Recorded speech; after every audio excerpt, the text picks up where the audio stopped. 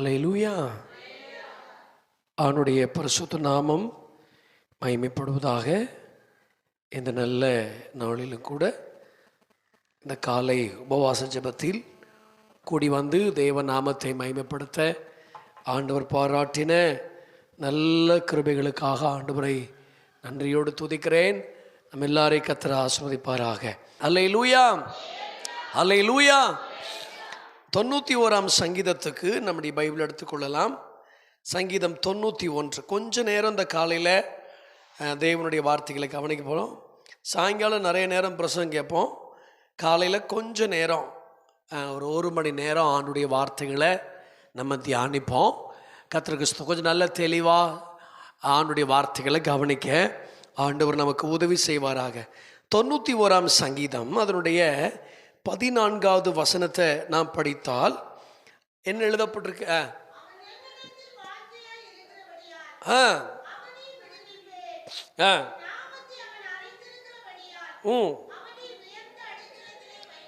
பாருங்க, இன்னைக்கு நாம் சிந்திக்க வேண்டிய ஒரு செய்தி, அவனை உயர்ந்த அடைக்கலத்திலே வைப்பேன்.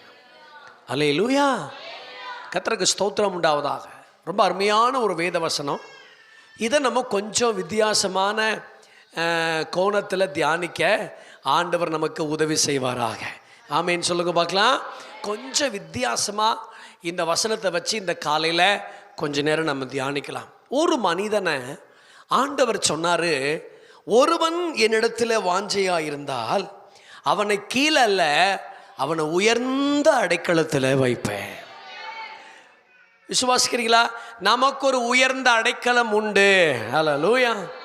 பாருங்க, எகிப்தை விட்டு கானானு என்கிற ஒரு உயர்ந்த அடைக்கலம், பாவத்தை விட்டு பரிசுத்தம் என்கிற ஒரு உயர்ந்த அடைக்கலம், இருளை விட்டு ஒளி என்கிற ஒரு உயர்ந்த அடைக்கலம். தேவன் நம்மை கீழே தள்ளுவதற்காக, கீழே வைப்பதற்காக உங்களை என்னையும் கர்த்தர் ரட்சிக்கல. ஒரு உயர்ந்த அடைக்கலத்திற்காக தேவன் உங்களை என்னை ஆண்டவர் ரட்சித்திருக்கிறார். கர்த்தருக்கு ஸ்தோத்திரம் உண்டாவதாக. ஆமேன்னு சொல்லுங்க பார்க்கலாம். தேவனுடைய எண்ணமே என்னன்னு கேட்டிங்கன்னா, நம்மை அவர் உயர்ந்த அடைக்கலத்தில் வைக்க வேண்டும் என்றுதான் கர்த்தர் நம்மை அழைத்திருக்கிறார். கரங்களை உயர்த்தி ஆமேன்னு சொல்லுங்க பார்க்கலாம். நம்மை கீழாக அல்ல, ஒரு நல்ல உயர்ந்த அடைக்கலத்தில் வைக்க வேண்டும் என்பதற்காக தான் கர்த்தர் உங்களை என்னையும் ஆண்டவர் அழைத்திருக்கிறார். ஆமேன்னு சொல்லுங்க பார்க்கலாம். சரி, ஒரு தாவீதை குறித்து இந்த காலையில் கொஞ்சம் கவனிக்க போகிறோம். தாவீதை கர்த்தர் எப்படியெல்லாம் உயர்ந்த இடத்தில் வச்சாருன்னு சொல்லி 3 நபர்கள் அவரை குறித்து சொல்கிறாங்க. எப்படியெல்லாம் ஒரு பெரிய உயர்ந்த அடைக்கலத்தை அவர்களுக்கு ஆண்டவர் வச்சாரு அப்படிங்கிறத நீங்கள் ஒரு 4-5 வசனங்கள் மூலமாக நீங்கள் படிக்க போகிறீங்க. படித்தா கர்த்தர் அவனை எந்த அளவுக்கு ஒரு உயர்ந்த அடைக்கலத்துக்கு கொண்டு வந்திருக்கிறார் என்பதை நம்ம வேதாகமத்திலிருந்து நிறைய காரியத்தை கவனிக்க ஆண்டவர் நமக்கு உதவி செய்வாராக. தாவீதை குறித்து 3 வித ஜனங்கள் புகழ்ந்தார்கள். முதலாவது அவரது வெற்றியை குறித்து பாருங்க. ஒன்று, நிறைய வசனம் இன்னைக்கு காலையில் கொஞ்சம் நிறைய எழுத வேண்டியது இருக்கும். ஆகவே நிறைய வசனங்கள் என்ன செய்யுங்க, எழுதுங்க. எழுதி வசனங்களை கேட்டு கர்த்தருடைய நாமத்தை நம்ம மகிமைப்படுத்த ஆண்டவர் நமக்கு உதவி செய்வாராக. ஆமேன்னு சொல்லுங்க பார்க்கலாமே. 3 வித ஜனங்கள் அவனுடைய வெற்றியை புகழ்ந்தார்கள். 1 சாமுவேல் 18ஆம் அதிகாரம் 7ஆம் வசனத்தை பாருங்க. பாடுகையில்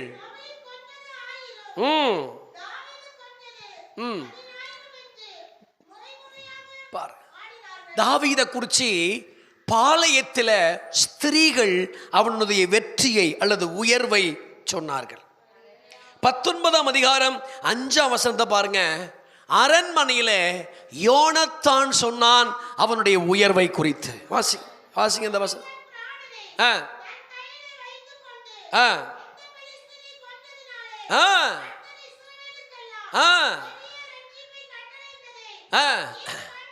கோலியாத்து கொல்லப்பட்ட ஒரு பெரிய வெற்றியை சவுல் என்கிற தகப்பங்கிட்ட யோனத்தான் தாவீதுனுடைய வெற்றியை சொல்லுகிறத நீங்க இங்க பார்க்கலாம். கர்த்தருக்கு ஸ்தோத்திரம். 21ஆம் அதிகாரம் 1 சாமுவேல் 21ஆம் அதிகாரம் 9வது வசனத்தை பாருங்க. ஆசாரியர்கள் அவனது வெற்றியை சொல்லுகிறார்கள். வாசிங்க. ஆசாரியன்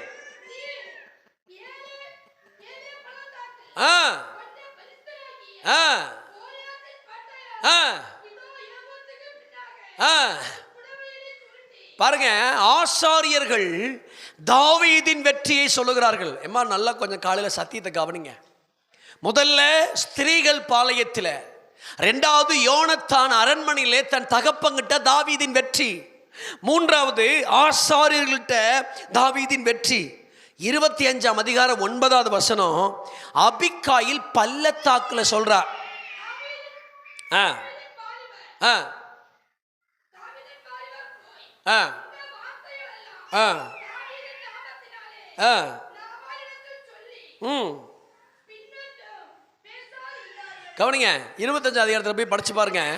அபிகாயில் சொல்லுவா, நீ பயங்கரமான வெற்றிக்குரியவராச்சப்பா, நீ ஒரு உயர்ந்த அடைக்கலத்துக்கு வரணுமே அப்படின்னு சொல்லி அபிகாயில் பள்ளத்தாக்கிலே சொல்லுவார்கள்.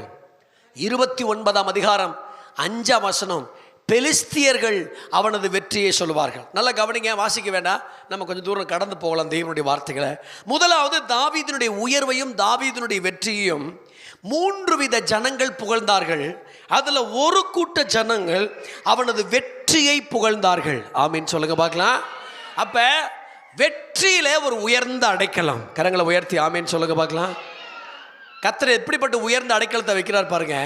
ஒரு வெற்றியில ஒரு பெரிய உயர்ந்த அடைக்கலம். ஸ்திரீகள், யோனத்தான், அபிகாயில், ஆசாரியர்கள், பெலிஸ்தியர்கள், இப்படி எல்லாம் வரிசையாக அவனை குறிச்ச ஒரு பெரிய வெற்றியை சொல்லுகிற அளவுக்கு கர்த்தர் அவனை ஒரு பெரிய உயர்ந்த அடைக்கலத்தில் ஆண்டவர் வச்சார். நல்லா சத்தியத்தை புரிஞ்சுக்கணுமா ப்ளீஸ். கொஞ்சம் பைபிளை படிக்க ஆண்டவர் நமக்கு உதவி செய்வாராக. ரெண்டாவது, அவனுடைய உயர்வை குறித்து என்ன சொன்னாங்கன்னு கொஞ்சம் படிக்க போகிறோம். 1 சாமுவேல் புஸ்தகம் 23:17 வாசிங்க.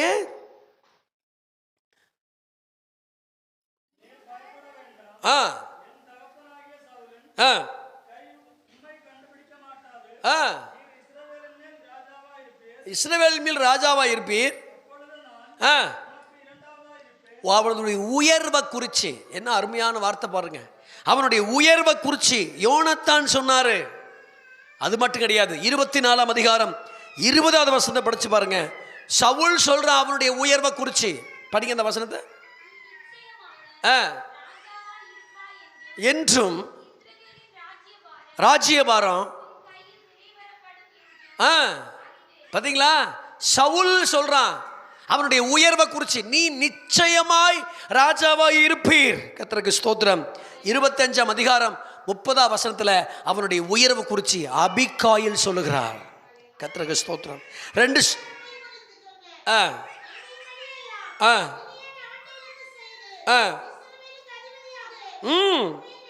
பாத்தீங்களா, அபிகாயில் சொல்றா உனக்கு ஒரு பெரிய உயர்ந்த அடைக்கலம் இருக்கிறது. 2 சாமுவேல் 5ஆம் அதிகாரம் 2ஆம் வசனம், இஸ்ரவேல் ஜனங்கள் சொல்லுகிறார்கள். இந்த வசனத்தை வாசிக்கல.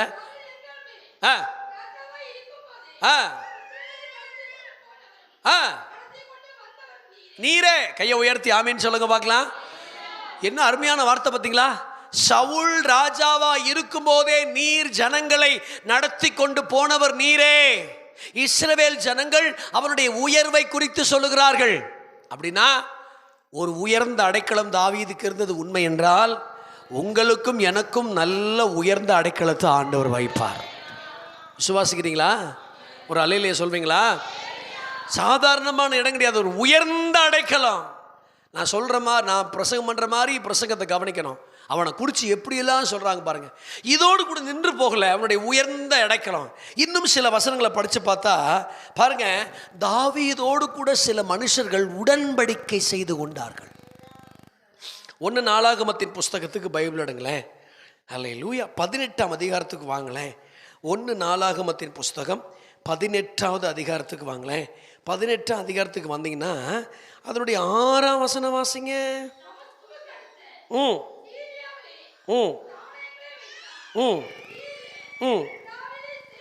சொல்லுங்க, அந்த வார்த்தையை வழி சொல்லுங்க. தாவீதை சொல்லுங்க. அப்படி தாவீதை யாரு தான் சேவிக்கணும்? கர்த்தரை தானே சேவிக்கணும். ஆராதனைக்குரியவர் யாரு? கர்த்தர் தானே. ஆனா இங்க யாரை சேவிக்கிறாங்க? தாவீதை சேவிக்கிற அளவுக்கு ஒரு மனுஷனை கர்த்தர் எப்படி உயர்த்தி வச்சுட்டார் பாருங்க. சத்தியம் புரிஞ்சா நீங்கள் பாக்கியவான்ங்க. ஆடு மேய்ச்சிக்கிட்டு இருந்த ஒருத்தனை கர்த்தர் எடுத்துட்டு வந்து அவனை சேவிக்கும்படி கர்த்தர் ஒரு உயர்ந்த அடைக்கலத்தை கொடுத்துருக்கிறாருன்னா அது எப்படிப்பட்ட ஒரு பெரிய உயர்ந்த அடைக்கலம். ஆமேன்னு சொல்லுங்க பார்க்கலாம். கீழே கிடக்கிற பழைய ஏற்பாட்டில் ஆடுகள் மேய்ப்பது ஒரு அற்பமான ஒரு தொழில். அந்த அற்பமான தொழில் மேய்ச்சி கொண்டிருந்த ஒருத்தனை கர்த்தர் தூக்கிட்டு வந்து அபிஷேகம் பண்ணி ஸ்திரப்படுத்தி திடப்படுத்தி அவனை கர்த்தர் எப்படி உயர்த்திருக்கிறார் பாருங்க. அவனை சேவிக்கும்படி. இந்த வசனம்லாம் படிக்கும்போது உங்கள் உள்ளம் கொழுந்து விட்டு எரியணும். ஆண்டவரே, இன்னைக்கு நான் மதிக்கப்படாத ஒரு பொருளாக இருக்கலாம், இன்னைக்கு நான் அற்பமாக எண்ணப்படலாம், இன்னைக்கு நான் தூக்கி எறியப்படலாம், நான் இன்னைக்கு உடைக்கப்படலாம். ஆண்டவரே, தாவீதின் தேவன் என்னுடைய தேவன், ஒரு உயர்ந்த அடைக்கலத்துக்கு தேவன் என்னை கொண்டு வந்து நிறுத்துவேன். இன்னைக்கு இருக்கும் நிலையை பார்த்து உங்கள் வாழ்க்கையை நீங்கள் மதிப்பிடாதீங்க. இன்னைக்கு இருக்கிற சூழ்நிலையில் பார்த்து உங்கள் காரியத்தை நீங்கள் மதிப்பிடாதீங்க. இதையும் தாண்டி மகிமையான காரியத்தை இந்த ஆண்டவரால் எனக்கு செய்துவிட முடியும். கரங்களை உயர்த்தி ஆமேன்னு சொல்லுங்க. தாவீதை சேவித்து இல்லையா. ரெண்டாவது பாருங்க, இந்த வசனம் சொல்லுது அவனுக்கு காணிக்கைகளை அவனுக்கு காணிக்க. எப்படி பயிற்சி பாருங்க. உயர்வு சேவிக்கிறதோடு நிப்பாட்டில் அவனுக்கு காணிக்க கொண்டு வந்தார்கள்.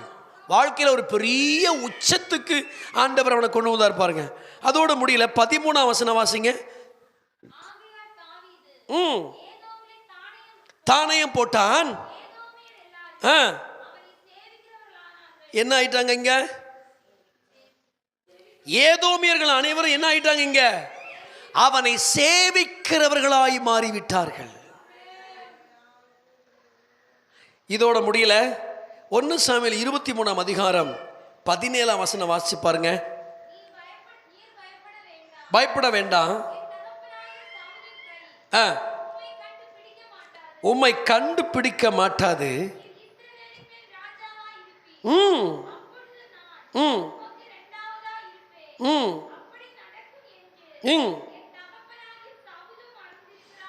நல்ல கவனிங்க. 24, 21, 25, 31 இந்த வசனங்கள்லாம் படிச்சு பாருங்க. தாவீதோடு கூட அவர்கள் உடன்படிக்கை பண்ணி கொண்டார்கள். த கவனன்ட். இன்னைக்கு நம்ம சிந்திக்கிற சத்தியம் என்ன தெரியுமா பிரியமானவர்களே? உயர்ந்த அடைக்கலம்னு சொல்லி சாதாரணமாக போயிடக்கூடாது. அவனை கர்த்தர் எந்த உயர்ந்த அடைக்கலத்துக்கு கொண்டு வந்தார் என்பதை அறியணும் பாருங்க. எப்பேற்பட்ட ஒரு உச்சத்துக்கு தேவன் கொண்டு வந்திருக்கிறார் பாருங்க. இந்த கன்வென்ஷன், இந்த ஃபாஸ்டிங் பிரேயர் முடியும் போது கூட யாருக்கு தெரியும், நான் அறியாத ஒரு உயர்ந்த அடைக்கலத்தை கர்த்தர் எனக்கு கொண்டு வருவார். நீங்க விசுவாசிச்சா தேவனுடைய மகிமையை காண்பீங்க. நான் இதுவரைக்கும் எதிர்பார்த்திராதிருக்கிற ஒரு உயர்ந்த அடைக்கலத்தில் ஆண்டவர் என்னை கொண்டு வந்து நிச்சயம் நிறுத்துவார். பைபிள் ரொம்ப அழகா சொல்லுது பார்த்தீங்களா? நானோ சிறுமையும் எளிமையுமானவன், கர்த்தரோ என்மேல் நினைவாயிருக்கிறார். அல்லேலூயா. இதான் அந்த வசனம். நானோ சிறுமையும் எளிமையுமானவன், கர்த்தரோ என்னை உயர்ந்த அடைக்கலத்தில் கொண்டு போய் வைக்கிறார். நானோ எல்லாராலும் அருவருக்கப்படத்தக்கவன், கர்த்தரோ என்னை மகா பெரிய உயர்ந்த அடைக்கலத்துக்கு தேவன் என்னை கொண்டு போய் வைக்கிறார். சிஸ்டர், அம்மா, ஐயா, கர்த்தரால உயர்த்தப்பட முடியாதபடி இருக்க எந்த தடைகளும் இல்லை. தேவன் எல்லாவற்றையும் உயர்த்தி ஆண்டவர் நிச்சயம் ஆசீர்வதிப்பார். அல்லேலூயா சொல்லுங்க பார்க்கலாம். ஆமேன் சொல்லுங்க பார்க்கலாம். அவனை உயர்ந்த அடைக்கலத்தில் ஸ்தோத்திரம். அப்படி வாஞ்சிக்கணும், அப்படி ஜெபிக்கணும். ஆண்டவரே, இருக்கும் இந்நிலையை மாற்றி ஒரு பெரிய உயர்ந்த அடைக்கலத்துக்கு எங்களை சார்ந்தவர்களை, எங்கள் திருச்சபை உள்ள ஆட்களை ஒரு உயர்ந்த அடைக்கலத்துக்கு நீங்க கொண்டு வந்து நிறுத்துங்க ஆண்டவரே. அப்படி நீங்க ஜெபிக்கும் போது நிச்சயமாய் கர்த்தர் உங்களை ஒரு உயர்ந்த அடைக்கலத்துக்கு கர்த்தர் கொண்டு வருவார். கரங்களை உயர்த்தி ஆமேன்னு சொல்லுங்க பார்க்கலாம். இது பிரசங்கமா போயிடக்கூடாது, ஒரு ஜெபமா மாறணும். அப்படியே கைகளை உயர்த்தி சொல்லுங்க, ஆண்டவரே, எங்களை, எங்கள் குடும்பத்தை, எங்கள் ஊழியத்தை ஒரு உயர்ந்த அடைக்கலத்துக்கு கொண்டு வாங்கப்பா. ஒருவேளை அந்த உயர்ந்த அடைக்கலத்துக்கு வர முடியாதபடி இருக்கிற தடைகள் இந்த உபவாச நாளில் உடையட்டும் இயேசுவின் நாமத்தினால. ஹோரா லாபா ரஹாத்தனா ரபாலாதியா. வாய் திறந்து ஜெபிங்க. குடும்பத்தின் உயர்வை தடுக்கிற, குடும்பத்தின் உயர்வை கெடுக்கிற, குடும்பத்தின் உயர்வை நாசம் பண்ணுகிற எல்லா பிசாசின் கிரியைகளும் இந்த காலையில் ஒன்றுமில்லாமல் போகட்டும் இயேசுவின் நாமத்தினால. ஆண்டவரே, நல்ல பணங்கள், தேவைகள், வசதிகள், ஒரு உயர்ந்த அடைக்கலங்கள் எங்கள் ஊழியத்துக்கு, திருச்சபைக்கு இயேசுவின் நாமத்தில் வருவதாகப்பா. தாவீதுக்கு உண்டான உயர்வு எங்களுக்கு உண்டாவதாக இயேசுவின் நாமத்தினால. இன்று முதல் அந்த தரித்திரங்கள், ஏழ்மைகள், இல்லாமைகள் எல்லாம் ஒன்றுமில்லாமல் போகட்டும் இயேசுவின் நாமத்தில். கர்த்தர் எங்களை ஒரு பெரிய உயர்ந்த அடைக்கலத்துக்கு நீர் கொண்டு வந்து வைப்பீராக. கரங்களை உயர்த்தி ஒரு ஆமேன்னு சொல்லுங்க பார்க்கலாம். அப்ப கர்த்தர் நம்மளை ஒரு பெரிய உயர்ந்த அடைக்கலத்துக்கு கொண்டு வருவார். சரி, தாவீது இந்த உயர்ந்த அடைக்கலத்துக்கு வருவதற்கு என்ன காரணம்? 5 காரணங்களை நம்ம இந்த காலையில் கொஞ்ச நேரம் தியானிக்க போகிறோம். அல்லையா சொல்லுங்க பார்க்கலாம். இப்படிப்பட்ட உயர்வுக்கு, இப்படிப்பட்ட மேன்மைக்கு, இப்படிப்பட்ட காரியத்திற்கு என்ன காரணம் தாவீதே? ஒரு 5 காரணங்களை, சமயம் இருந்தால் 5 இல்லைன்னா ஒரு 3 காரணங்களை முக்கியப்படுத்தி உங்களோடு கூட சில விஷயங்களை பகிர்ந்து கொள்ள பரிசுத்த ஆவியானவர் உதவி செய்வாராக. ஆமேன்னு சொல்லுங்க பார்க்கலாம். உயர்ந்த அடைக்கலத்தின் ரகசியம் என்ன? 1, தாவீதின் வாஞ்சை. சொல்லுங்க பார்க்கலாம். தாவீதின் வாஞ்சை. தாவீதுக்கு 3 காரியத்தில் வாஞ்சை இருந்துச்சு. அதைத்தான் நம்ம வாசிச்சோம். 91ஆம் சங்கீதம் 14வது வசனத்தில், அவனிடத்தில் வாஞ்சையா இருக்கிறபடியால், வாஞ்சையா இருக்கிறபடியால், வாஞ்சையா இருக்கிறபடியால். தாவீதுக்கு 3 வாஞ்சைகள் இருந்துச்சு. 1, 63ஆம் சங்கீதம் 1, தேவன் மேல.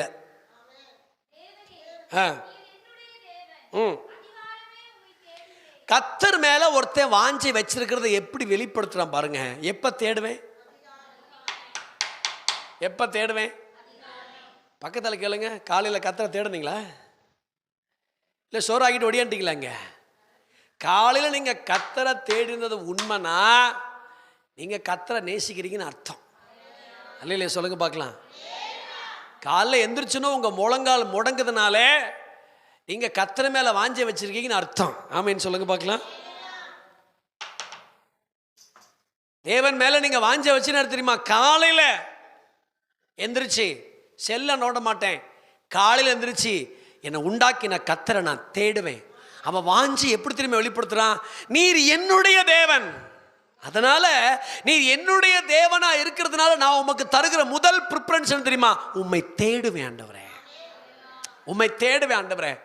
அற்புதம் நடக்குதோ நடக்கலையோ, தேவைகள் சந்திக்கப்படுதோ சந்திக்கப்படலையோ, காரியங்கள் கைகூடி வருதோ இல்லையோ, அதை பற்றி ஐ டோன்ட் கேர். ஆனால் நீர் என்னுடைய தேவனா இருக்கிறதுனால நான் உம்மை தேடுவேன். தேவன் மீது வாஞ்சை இருக்கிற ஒரு தேவனுடைய பிள்ளைக்கு கர்த்தர் அவனை ஒரு உயர்ந்த அடைக்கலத்துக்கு ஆண்டவர் கொண்டு வருவார். அல்லேலூயா. ஆண்டவர் மேல வாஞ்சை குறைஞ்சிடக்கூடாதுமா. இன்னைக்கு நிறைய பேருக்கு நகை, பணம், சொத்து மேல இருக்கிற வாஞ்சை அளவுக்கு ஆண்டவர் மேல வாஞ்சை எல்லாம் போகுது பாருங்க. தேவன் மீது ஒரு வாஞ்சை வரணும். அவன் எவ்வளவு அழகா சொல்றான் பாருங்க. நீர் என்னுடைய தேவன், வறண்டதும் விடாய்த்ததுமான தண்ணீரற்றதுமான அந்த நிலங்களை போல என் ஆத்துமா உமக்காக வாஞ்சிக்கிறது. நீர் என்னுடைய தேவன், நீர் என்னுடைய தேவன். ஆகவே நான் உம்மை தேடுவதற்காக அந்த அதிகால வேளையில நான் ஒதுக்கி கொள்றேன் ஆண்டவரே. தேவன் மேல ஒருத்த வாஞ்சியா இருந்தா எந்த சக்தியும் அந்த மனுஷனுடைய உயர்வை இந்த பூலோகத்தில் தடுக்கவே முடியாது. உங்கள் உயர்வு உயர்ந்து கொண்டே இருக்கட்டும். அதுக்கு பின்னாடி பொறாமை இருந்தாலும், பழி சொல் இருந்தாலும், எத்தனை காரியம் இருந்தாலும், கர்த்தர் மீது வாஞ்சை இருக்க இருக்க இருக்க இருக்க இருக்க இருக்க இருக்க ஒரு நாள் என் உயர்வை என் கர்ப்ப பிறப்பே தடுத்து நிறுத்த முடியாது. எங்கள் மாமனார் தடுத்து நிறுத்த முடியாது. என் மனைவி தடுத்து நிறுத்த முடியாது. நான் என் வில் உறுதியா இருக்க இருக்க இருக்க என் கொடி சுவரின் மீது படர்ந்து கொண்டே இருக்கும். தேவன் மீது வாஞ்சை பெருகட்டும். ஆமென் சொல்லுங்க பார்க்கலாம். கர்த்தர் மீது என்ன செய்யட்டும்? வாஞ்சை பெருகட்டும். ஆண்டவரே, உம்மீது எங்கள் வாஞ்சை அதிகமாய் பெருகுவதாக ஆண்டவரே. ரெண்டாவது அவனுக்கு இருந்த வாஞ்ச பாருங்க, தேவனுடைய வார்த்தையின் மேல இல்லையா. 19ஆம் சங்கீதம் 7ஆம் வசனம் வாசிங்க. நம்ம கையில் வச்சிருக்க பைபிள் என்னது? அவருக்கு இருந்த ஒரு அறிவு பாருங்க, தாவீதுக்கு இருந்த ஒரு அறிவை பாருங்க. ஆண்டவரே, எங்க கையில நீங்க தந்திருக்கிற இந்த வேதம் சாதாரணமானது இல்லை ஆண்டவரே, இந்த வேதம் குறைவற்றது. அப்புறம் ரெண்டாவது என்னது? ஆத்மாவை உயிர்ப்பிக்கிறதுமா இருக்கிறது. 10ஆம் வசனம் வாசிங்கம்மா. எப்படி? பொன்னிலும். சத்தமா சொல்லுங்க, அவைகள். சத்தமா சொல்லுங்க, அவைகள். கழுத்தில் போட்டிருக்கீங்களா? காதில் தொங்குதா? மோதிரமா இருக்கா? பொண்ணை விட எதுதான் பெருசுங்கிறார் அவரு? பொண்ணை விட 916 KDM விட ஆண்டவரே உங்க வார்த்தைகளுக்கு ரொம்ப முக்கியம் ஆண்டவரே. பொன்னிலும், அதோட முடியல, பசும் பொன்னிலும் விரும்பப்படத்தக்கது. ஏன் ஒரு மனுஷனை கர்த்தர் உயர்ந்த அடைக்கலத்தில் வச்சார்னா, அந்த தேவனுடைய வார்த்தையை பார்க்கிற விதங்களை பாருங்க. நம்மளும் பைபிளை பார்க்கிறோம், படிக்கிறோம். ஆனா தாவீது பைபிளை பார்க்கறதுக்கும் தாவீது பைபிளை படிக்கிறதுக்கு வித்தியாசத்தை பார்த்தீங்களா? அவைகள் மிகுந்த பசு பணிலும், அப்புறம் என்னது? விரும்பப்பட தக்கதும். அப்புறம் எப்படி பைபிள் வசனம் எப்படி வந்துருச்சு? தேனிலும், முடியல, தெளிதேனிலும் அதிக மதுரம் உள்ளதா இருக்கிறது. அதனால உமது அடியேன் டெய்லி எச்சரிக்கப்படுகிறேன், அதை கைக்கொள்வதற்கு மிகுந்த பலன் உண்டு ஆண்டவரே. ஆகவே என் வாஞ்ச இப்படிப்பட்ட மகிமை உள்ள தேவனுடைய வார்த்தையின் மீது எனக்கு இருக்கிற வாஞ்சையினால என்னை கர்த்தர் உயர்ந்த அடைக்கலத்தில் வச்சிருக்கிறார். தேவனுடைய வசனம் எவ்வளவு பெரிய வாஞ்சையா இருக்குன்னு தெரியுமா? இன்னும் 2 வசனத்தை படிச்சிடலாமா? 119ஆம் சங்கீதம் 74 வாசிங்க. 119ஆம் சங்கீதம் 74. இன்னும் கொஞ்சம் சத்தமா படிங்க சகோதரி. என்னாச்சு உங்களுக்கு? நல்ல சத்தத்தை ஒசத்துங்க. அப்படி படிக்கணும். நான் உம்முடைய வசனத்திற்கு பாருங்க, என்ன அருமையான வசனம் பாருங்கம்மா. வசனத்தை படிச்சுட்டு பாருங்க. அவன் காத்திருக்கிறான் பாருங்கம்மா. எதுக்கு காத்திருக்கிறான்? வசனத்துக்கு காத்திருக்கிறபடியா. அல்லேலூயா. வாஞ்சையின் வெளிப்பாடுகளை பாருங்க. ஆண்டவரே, நான் என்னை எப்ப உயர்த்துவீங்க அப்படி நான் காத்திருக்கல, நான் உமது வசனத்திற்கு காத்திருக்கிறபடியால். அப்புறம் என்ன அற்புதமான ஆண்டவர் பார்த்தீங்களா? இந்த வசனம் அர்த்தம் புரியுதா உங்களுக்கு? அர்த்தம் புரியுதா? பைபிள் படிக்கிறீங்க, அர்த்தம் புரியுதா? ஆண்டவரே, உமது வசனத்துக்கு நான் காத்திருக்கிறதுனால உமக்கு பயந்திருக்கிறவங்க கூட என்ன பார்த்து சந்தோஷப்படுவான் ஆண்டவரே. உமக்கு பயக்கிறவன் என்னை பார்த்து துக்கப்பட மாட்டான். உமக்கு பயப்படுற ஒருத்தன் என்னை பார்த்தா அவனுக்கு ஒரு சந்தோஷம் வரும். காரணம் என்ன தெரியுமா? நான் உமது வசனத்திற்கு காத்திருக்கிறபடினா. முடியல. 162 வாசிங்க. 119 162.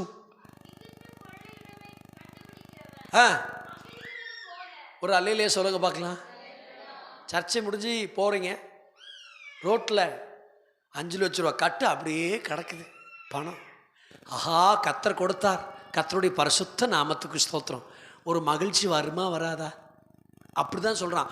ஒரு கொள்ளை உடைமை ஒருத்தனுக்கு கிடைச்சா எப்படி மகிழ்வானோ, ஒரு கொள்ளை உடைமை ஒரு மனுஷனுக்கு கிடைச்சா எப்படி மகிழ்வானோ, அதை போல நான் உமது வார்த்தையில மகிழ்ச்சியா இருக்கிறேன். பைபிள் போர் அடிக்க கூடாது. பைபிள் படிக்க வேண்டியது, மகிழ்ச்சியா இருக்க வேண்டியது, வசனத்துக்கு காத்திருக்க வேண்டியது. தேனிலும் தெளிதேனிலும் அதிக மதுரம் உள்ள இந்த ஜீவனுள்ள தேவனுடைய வார்த்தை என் வாழ்க்கையில் ஒரு பெரிய ஆசீர்வாதமான ஒரு ஊற்று இது. அதனாலதான் சொல்றாரு, நான் ஆண்டவர் மேல வாஞ்ச வச்சிருக்கிறேன், தேவ பிரசன்னத்தின் மீது வாஞ்ச வச்சிருக்கிறேன். ஆமேன்னு சொல்லுங்க பார்க்கலாம். தேவன் மீது ஒரு வாஞ்ச, 3 வித வாஞ்ச. 2வது, தேவனுடைய வார்த்தையின் மீது ஒரு வாஞ்ச. 3வது, தேவ பிரசன்னத்தின் மீது ஒரு வாஞ்ச.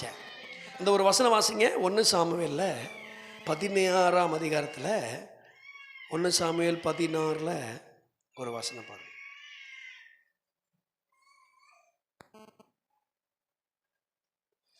16, 13 வாசிங்க. இல்லை 16, 13ங்கம்மா. அதுதான் எடுத்து அவன் எல்லாரும் அந்த வார்த்தையை ஒரு தடவை கோச்சிக்காம சொல்லுங்க.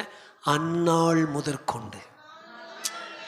இன்னொரு தடவை கொஞ்சம் கோச்சிக்காம சொல்லுங்க. அந்நாள் முதற்கொண்டு.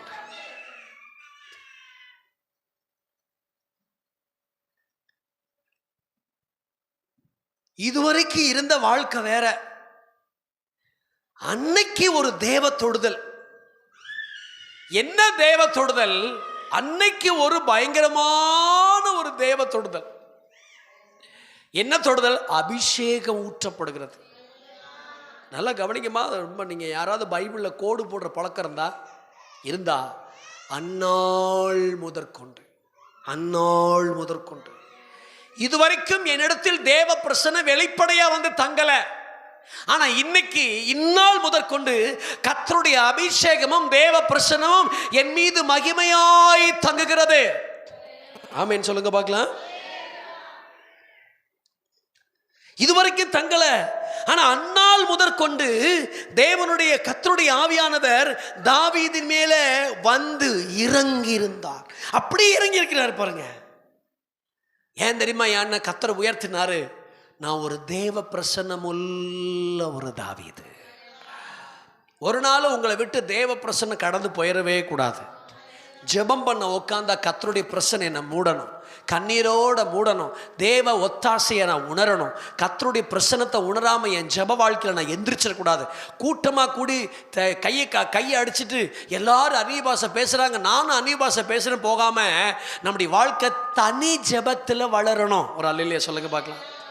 பக்கத்தில் கை பிடிச்சி கேளுங்க. தனி ஜெபம்லாம் இருக்கா? சொல்லுங்க. பக்கத்து மறுபடியும் சொல்லுங்க. ஓசி ஜெபத்தில் வளராத, ஓன் ஜெபத்தில் வளரு. சொல்லுங்க. ஓசி ஜெபத்தில் என்ன செய்யாத, வாழாத. அவர் ஜெபம் பண்ணுவார், இவரு ஜெபம் பண்ணுவார், இவருக்கு லெட்ரு போடுவோம், அவருக்கு லெட்ரு போடுவோம், அவர்கிட்ட போய் தீர்க்க தரிசனம் கேட்போம். முழங்கால் போட துப்பு இல்லாதவன் தான் போய் தீர்க்க தரிசனத்துக்கு உட்காந்துக்கிட்டு இருப்பான். முழங்கால் போட துப்பு உள்ளவன் கர்த்தரையே நோக்கி பார்ப்பான். என்ன மெதுவா அல்லேலூயா? பைபிளை பார்த்தீங்களா? என் மீது ஆவியானவர் தங்கி இருக்கிறார். அந்நாள் முதற்கொண்டு இதுவரைக்கும் எங்க அப்பா அம்மாவின் அரவணைப்பில் நான் வாழ்ந்திருக்கலாம். ஆனா இந்நாள் இனி எனக்கு அப்பா அம்மா அரவணைப்பு தேவையில்லை. சவுலை எதிர்கொள்ளணும்னா, இங்க இருக்கிற கோலியாத்தை எதிர்கொள்ளணும்னா எனக்கு தேவை தேவ பிரசன்னமுள்ள ஒரு அபிஷேகம். எனக்கு தேவை. அது ஒரு தைல கொம்பு உடைக்கப்படட்டும், அது என் மீது ஊற்றப்படட்டும். அன்னைக்கு தங்கியிருந்த ஆவியானவர் தாவீதின் சந்ததி முழுவதும் அதே ஆவியானவர் தேவ பிரசன்னத்தோடு இந்த சந்ததியவே கர்த்தர் நடத்தி வந்தாரே. ஒரு உயர்ந்த அடைக்கல ஆண்டவரே, உயர்ந்த அடைக்கல ஆண்டவரே, ஒரு உயர்ந்த அடைக்கல ஆண்டவரே. அதுக்கு என்கிட்ட உங்க மேல ஒரு வாஞ்ச, உங்க வசனத்தின் மீது ஒரு வாஞ்ச, உங்க பிரசன்னத்தின் மீது ஒரு வாஞ்ச. ஆமீன் சொல்லுங்க பார்க்கலாம். இப்படி வாஞ்சை உள்ள அவனை கர்த்தர் ஆசீர்வதிச்சார். ரெண்டாவது என்ன காரணம் தாவீதின் உயர்வுக்குன்னா, தேவனுடைய ஆலயத்தை நேசிக்கிறவன். ஆமென் சொல்லுங்க. வாசிங்க 1 நாளாகமத்தின் புஸ்தகம் 29ஆம் அதிகாரம் 3ஆம் வசனம். வாசிங்க 1 நாளாகமும் 29.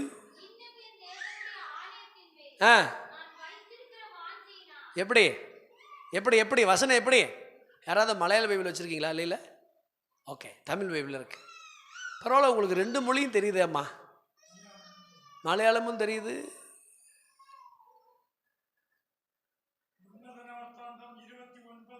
ஆ 3. ஏதாவது டிஃப்ரெண்ட் இருக்கான்னு படிங்க. அதே ஒன்றா தான் வருதா? எனக்குரிய அப்படின்னு என்ன அர்த்தம்? சார்ந்திருப்பது. பார்த்தீங்களா? அந்த ஒரு வார்த்தைக்கு தான் கேட்டேன் நான் உங்களை. இங்க வாஞ்சன் இருக்கு, மலையாளத்தில் எப்படி இருக்கு? சார்ந்திருப்பது இல்லையா? தேவனுடைய ஆலயத்தின் மீது நான் வச்சிருக்கிற அந்த வாஞ்ச. அந்த வாஞ்சையின் வெளிப்பாடு என்ன? படிங்க.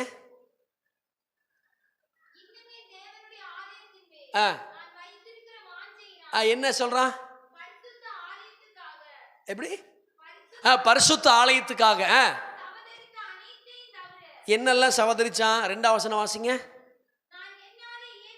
எல்லாரும் பைபிளை நல்லா கண்ணை விழிச்சு பாருங்க. ரொம்ப நல்ல வசனங்க. இதெல்லாம் நம்ம அறிஞ்சிக்கிடணும். ஒரு மனுஷனை கர்த்தர் உயர்ந்த அடைக்கலத்தில் வைக்கிறாங்கிறதுக்கு என்ன ரீசன் நீங்க புரிஞ்சுக்கணும். நான் என்னால இயன்ற மட்டும்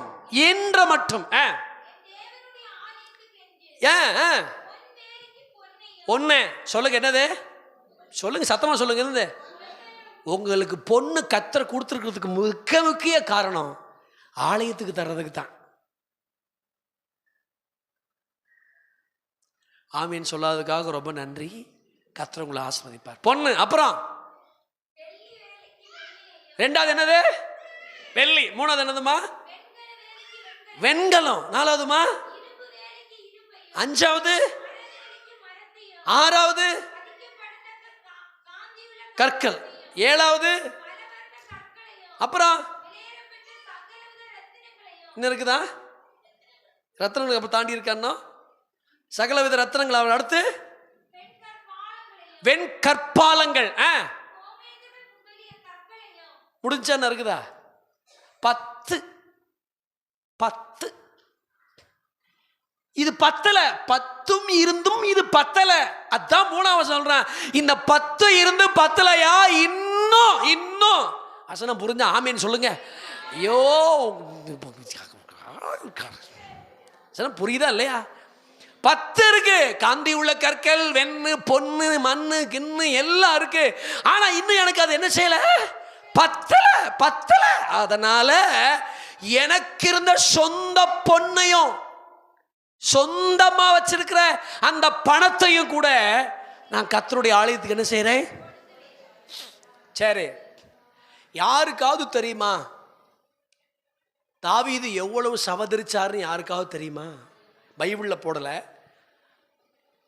ஹிஸ்டரி பயோகிராஃபியை நீங்க போய் படிச்சு பாருங்க. 3200 டன் கோல்டு வச்சிருந்தான். எத்தனை கோல்டு? 3200 டன். ஒரு டன் எவ்வளவு தெரியுமா? 1000 கிலோ இல்லை பாஸ்டர், 1000 கிலோ இல்லை, 1000 கிலோ ஒரு டன்னா. 3200 டன்னா ஏதாவது மயக்கி கீழே போட்டு விழுந்துருவீங்க நீங்க. அவ்வளவையும் அவன் கர்த்தருடைய ஆலயத்தின் மேல் வச்சிருக்கிற வாஞ்சையினால். நம்ம ரவுண்டு கிடைச்சா கூட டப்புன்னு ஒரு ஓட்டை போட்டு ஷடார்னு தொங்க விட்டுருவான். அவன் எப்படி தெரியுமா? 3200 டன்னும் தான் இருக்கிற மனைவி பிள்ளைகளுக்கல்ல, எல்லாம் கர்த்தருடைய ஆலயத்திற்கு. என்ன ஒரு வாஞ்சம்மா, என்ன ஒரு வாஞ்சையா. அதனாலதான் ஒரு மனுஷனை சேவிக்கிற அளவுக்கு ஒரு கூட்டத்தை கர்த்தர் ஏற்படுத்தினார்னா அவன் ஆலயத்தின் மீது வச்சிருக்கிற ஒரு வாஞ்சை. சில நேரம் பணங்களை நாங்கள் எங்களுக்கு சேர்க்காம கர்த்தருடைய ஆலயத்துக்கே போடுறோம் பார்த்தீங்களா? அதனால எங்களை கர்த்தர் ஆசீர்வதிப்பார். கர்த்தர் கஷ்டம். இன்னும் சொல்ல போனா எங்க சந்ததிகளை கர்த்தர் ஆசீர்வதிப்பார். ஆமீன் சொல்லுங்க பார்க்கலாம். ஆண்டவர் எங்களுக்கு தர்ற பணத்தை நாங்கள் வசதியாக வாழலாம். ஆனால் அது இல்லாமல் எங்களுக்கு தர்ற பணத்தை இந்த சர்ச்சைக்கும் ஊழியத்துக்கும் ஆலயத்துக்குமே போடுறதுனால எங்கள் ஊழியங்கள் ஒரு நாள் வெறுமையாக போகாது. எங்கள் சந்ததிகள் ஸ்தாபனம் கைவிட்டா கூட கர்த்தர் கைவிடவே மாட்டார். அழைத்தவர் உண்மை உள்ளவர், மரண பரியந்த நடத்தவர் போதுமான கர்த்தர். ஏன்னா இந்த வசனத்தெல்லாம் படிக்கும்போது நான்லாம் என்ன அப்படி பெருசாக ஆலயத்துக்கு செஞ்சுட்டேன் ஆண்டவரே, ஊழியத்துக்கு செஞ்சுட்டேன் ஆண்டவரே. ஒரு மனுஷன் கலெக்ட் பண்ணுறானே, சவதரிக்கிறானே, இவ்வளோ சவதரிக்கிறானே, எதெல்லாம் தேவையோ அதெல்லாம் சவதரிக்கிறானே. இதோட ஒரு பெரிய பியூட்டி என்ன தெரியுமா? இவ்வளவு நான் சவதரிச்சிருந்தும் கூட நீ கட்டக்கூடாதுன்னு சொல்லிட்டாரு. பரவாயில்ல, நான் கட்டலனா கூட பரவாயில்ல, என்னால் இந்த ஆலயத்துக்கு மீது இதையெல்லாம் கொஞ்சம் சவதரிக்கிறதுக்கு கர்த்தருக்கு உதவி செஞ்சாரே, அந்த வாஞ்சை ஒன்று போதும் என்னை கர்த்தர் ஒரு உயர்ந்த அடைக்கலத்தில் வைப்பதற்கு. சரி, பக்கத்தில் சொல்லுங்க, ஆலயத்தின் மீது வாஞ்சை இருக்கணும். சொல்லுங்க, இன்னொரு தடவை கோச்சிக்காம சொல்லுங்க, ஆலயத்தின் மீது வாஞ்ச இருக்கணும். ஆலயத்தின் மீது என்ன செய்யணும்? சாகுற வரைக்கும் ஆலயத்தின் மீது வாஞ்ச குறையவே கூடாது. சொல்லி சொல்லி சர்ச்சைக்கு வரக்கூடாது, சொல்லாம வரணும். தள்ளி தள்ளி தள்ளி தள்ளி எத்தனை வருஷம் தள்ளுறது? தானா வந்து கர்த்தரை ஆராதிக்கணும். நான் இப்படி சொல்லட்டுமா? தானாய் வந்து கர்த்தரை ஆராதிப்பவர்கள் வீணாய் போவதில்லை. எத்தனை வருஷம் தள்ள முடியும்? வாங்க வாங்க வாங்க வாங்க வாங்க வாங்க. சாப்பிட்றதுக்கு யாராவது தள்ளுறாங்களா? முன்னாடி வச்சிருந்த உடனே பெரிய பருவதமே எம்மாத்திரம், எனக்கு முன்பாக சம பூமி ஆகிடுவா. யாராவது சாப்பிட்றதுக்கு தள்ளுறாங்களா? தள்ளுறதில்லை. சேலை ட்ரெஸ் எடுக்க தள்ளுறாங்களா? தள்ளுறதில்லை. ஆலயத்துக்கு வருவதுக்கு மட்டும் நம்மளை தள்ளுறாங்க அப்படின்னா நம்ம ஏதோ ஒரு காரியத்தை தவறு இருக்குன்னு அர்த்தம். தாவீதுனுடைய அனுபவத்தை பாருங்கம்மா. அவன் பரிசுத்தமாக இருந்தாலும் ஆண்டவரை தான் தேடுவான். நல்லா கவனிங்க, பாவம் செஞ்சாலும் ஆண்டவரை தான் தேடுவான். 51ஆம் சங்கீதத்தை ராகத்தலைவன்கிட்ட கொடுத்து பாட சொல்கிறாங்க இல்லையா?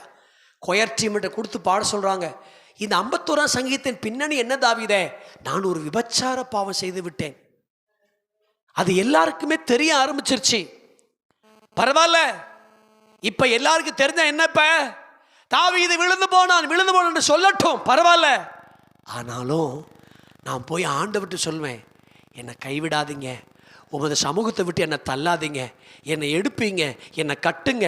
அப்படி நீங்கள் கட்டிட்டீங்கன்னா நீங்கள் நொறுக்கின எலும்புகள்லாம் எனக்கு கழிகூறும், எனக்கு உதவி செய்யுங்க ஆண்டவரே அப்படின்னு சொல்லும்போது, தேவனுக்கு ஏற்கும் பலிகள் நறுங்குண்டது தான். நொறுங்கி போய் வந்திருக்க என் இதயத்தை நீங்கள் புறக்கணிக்க கூடாதுன்னு சொல்லும்போது, கர்த்தர் அந்த கொடிய பாவத்திலேருந்து அந்த மனுஷனை ஆண்டவர் தூக்கி எடுத்தார். ஒரு வாஞ்ச ஆலயத்தின் மீது இருக்கணும். ஆமேன்னு சொல்லுங்க பார்க்கலாம். கர்த்தருடைய ஆலயம்னா ஆலயத்தின் மீது எனக்கு ஒரு பெரிய வாஞ்சைய ஆண்டவர் ஏராளமா தாராளமா ஆண்டவர் தந்துக்கிட்டே இருக்கணும். கர்த்தருக்கு ஸ்தோத்திரம் உண்டாவதா? ஆமேன்னு சொல்லுங்க பார்க்கலாம். அது 5 பேர் கூடி வரலாம், 2 பேர் கூடி வரலாம்.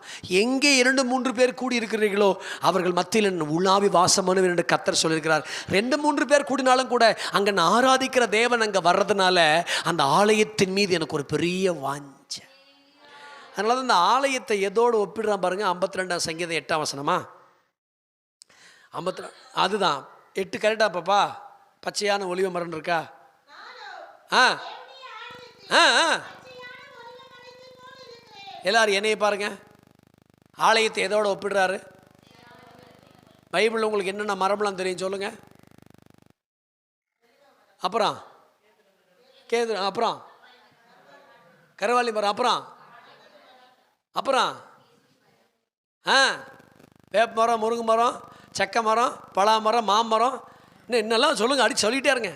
நீங்கள் பைபிளை படித்து பாருங்க. இந்த ஹோல் பைபிளில் 29 தாவரங்களும் மரங்களும் எழுதப்பட்டிருக்கு. பைபிள் முழுசும் கிச்சிலி, லீபனோன், புன்னை, கேதுரு, திராட்சை செடி, இதெல்லாம் அப்படி ஆண்டு எழுதி வச்சிருப்பார். ஒன்றையும் ஒவ்வொன்றோடு ஒப்பிடுவார் இல்லையா? திராட்சை செடி மனுஷனை மகிழ பண்ணக்கூடியது, ஆமாவா இல்லையா? படிச்சிருக்கீங்களா பைபிள? லீபனோன் வளரக்கூடியது இல்லையா? கேதுரு வளரக்கூடியது, பனை வளரக்கூடியது. இதெல்லாம் கர்த்தர் அதோடு கூட ஒப்பிடுவார். சூரச்செடி எரிக்கப்பட வேண்டியது. இப்படியெல்லாம் பைபிளில் வசனம் இருக்கு.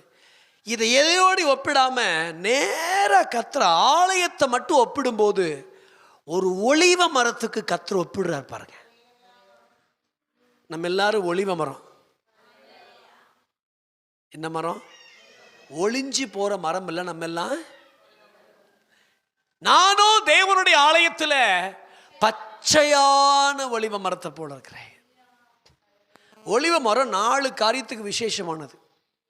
1, நோவாவின் காலத்தில் தண்ணி எவ்வளவு நாள் இருந்துச்சு? அவ்வளவு நாள் இருந்துச்சு. எதுக்கு இந்த தொந்தரவு? அவ்வளவு நாள் இருந்துச்சு. அவ்வளோ நாளும் மனுஷன் செடி கொடி எல்லாம் நாசமா போச்சு. ஒரு புறாவை வெளியில் அனுப்புனார் நோவா. எதை கொத்திட்டு வந்துச்சு? எல்லாம் அழிஞ்சி பாசம் பிடிச்சி நாசமா போனாலும் அழியாத ஒன்று ஒலிவ இலை.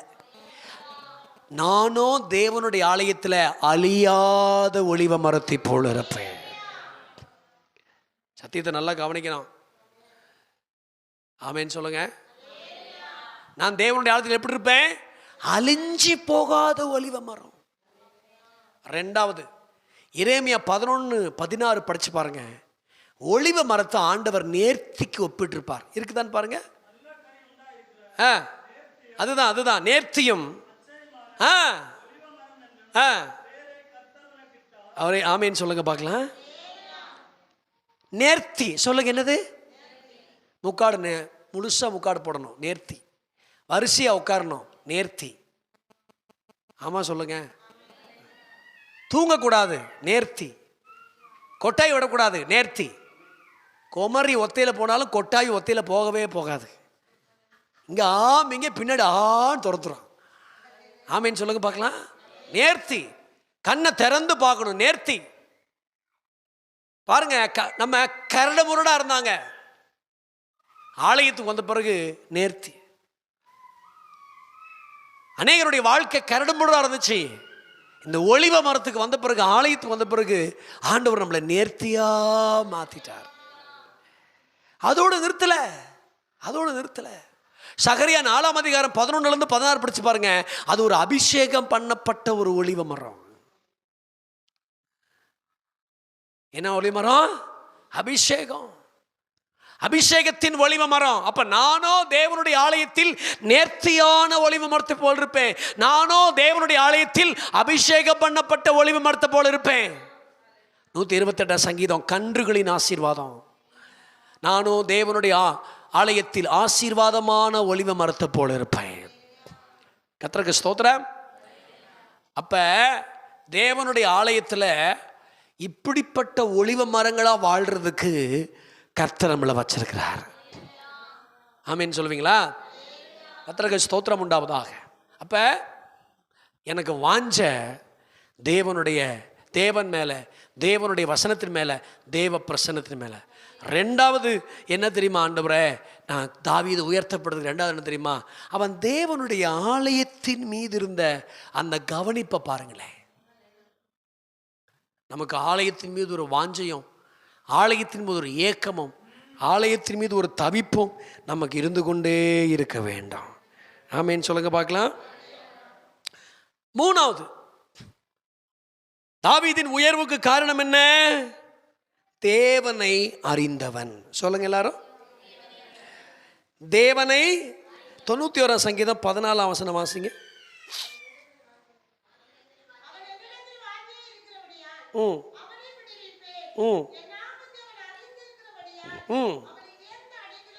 அந்த ரெண்டாவது வார்த்தை சொல்லுங்க. அறிந்திருக்கிறபடியா. எப்படி ரொம்ப அழகா இருக்கு பாருங்க இந்த வசனம். அறிந்திருக்கிறபடியா.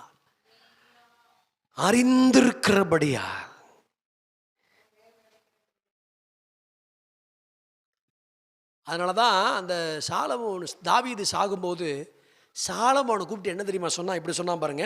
1 நாளாகமம் 28:9 என்ன சொல்றான் பாருங்க. சாக போறான். சாகிறதுக்கு முன்னாடி தான் மகன் சாலமோனை கூப்பிட்டு இப்படி சொல்லிட்டு போறான். நான் பூலோகத்தர் போறேன், எல்லா வழியா போறேன்ப்பா, நான் உனக்கு ஒன்று சொல்லிட்டு போறேன். சாலமோனே என்ன செய்யணுமா? நீ முதல்ல தேவன் யாருன்னு அறிஞ்சிக்கா. பிறகு உன் ஞானம்லாம் வெளிப்படட்டும். முதல்ல நீ ஆராதிக்கிற தேவன், நான் ஆராதிச்ச தேவன், நான் கும்பிட்ட சாமி, நான் தேவன் ஆராதிச்ச யாருன்னு நீ முதல்ல அறிஞ்சிக்கா. தேவன் யாருன்னு முதல்ல என்ன செஞ்ச? சபைக்கு வருகிற ஜனங்கள் முதல்ல நாம் ஆராதிக்கிற ஆண்டவர் யாருன்னு முதல்ல அறியணும். கரங்களை உயர்த்தி ஆமேன்னு சொல்லு. ஏன் ஆராதனை கண்ணை திறந்து பார்க்குறீங்க? நீங்கள் கர்த்தரை நல்லா அறியலை. நல்ல தேவனை அறிஞ்சிட்டீங்கன்னா கண்ணை திறந்து நீங்கள் கண்ணை மூடி நீங்கள் பாடு கர்த்தரை ஆராதிப்பீங்க. ஆமேன்னு சொல்லுங்க. ஏன் உங்களுக்கு ஜெபம் ஓடலை? நீங்கள் தேவனை அறியலை. ஏன் கர்த்தருக்காக வாழலை? நீங்கள் தேவனை அறியலை. இந்த பகலில் சொல்கிறாரு ஆண்டவரே, நீ தேவனை அறியணும். ஆமேன்னு சொல்லுங்க பார்க்கலாம். கர்த்தர் என்ன செய்யணும்? அறியணும். கவனிங்கம்மா, பாவத்துக்கெல்லாம் மகா பெரிய காரணம் என்ன தெரியுமா? ஏலியின் பிள்ளைகள் கர்த்தரை அவர்கள் அறியவில்லை. கவனிங்க அம்மா, நீங்க ஆண்டவர் அறியணும். சிலையில கிடையாது ஆண்டவர், செப மாலையில கிடையாது ஆண்டவர், சுரூபத்தில் கிடையாது ஆண்டவர். ஆண்டவர் ஆவியாயும் ஜீவனுமாயும் இருக்கிறார். என்னை தொழுது கொள்ளுகிறவர்கள் ஆவியோடு உண்மையோடும் கர்த்தரை எந்த சுரூபத்திலேயோ எந்த காரியத்திலேயோ தெய்வம் இல்லவே இல்லை. அதனாலதான் பவுல் எழுதுறாரு, நீங்கள் இந்த மாம்சத்திலே தேவனை ஆராதிக்காமல் ஆவியினாலே கர்த்தருக்கு நீங்கள் ஆராதனை செய்து. பாருங்க தாவீதை எப்படி அறிஞ்சிருக்கான் பாருங்க. 3 காரியத்தை சொல்றேன். 1, கோலியாத்துக்கு முன்னாடி 1 சாமுவேல் 17ஆம் அதிகாரம் 37ஆம் வசனத்தை வாசிங்க. எப்படி அறிஞ்சிருக்கிறான் பாருங்க தேவனை குறிச்சு.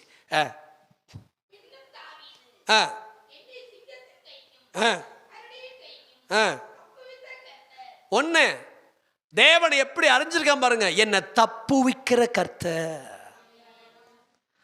இன்னைக்கு காலையில் நான் உங்களுக்கு சொல்றேன், தேவனால் தப்புவிக்கப்பட முடியாத எந்த சிக்கலும் இல்லை.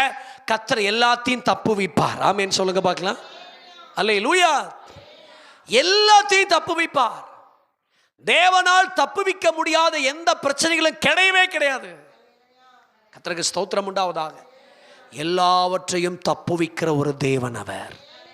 இன்னும் சொல்ல போனா எல்லாவற்றிலுமிருந்து தேவன் உங்களை தப்புவிப்பார் இயேசுவின் நாமத்தில். 2வது பாருங்க, அவன் என்ன சொல்றான் பாருங்க. 26ஆம் வசனம் 16 26 17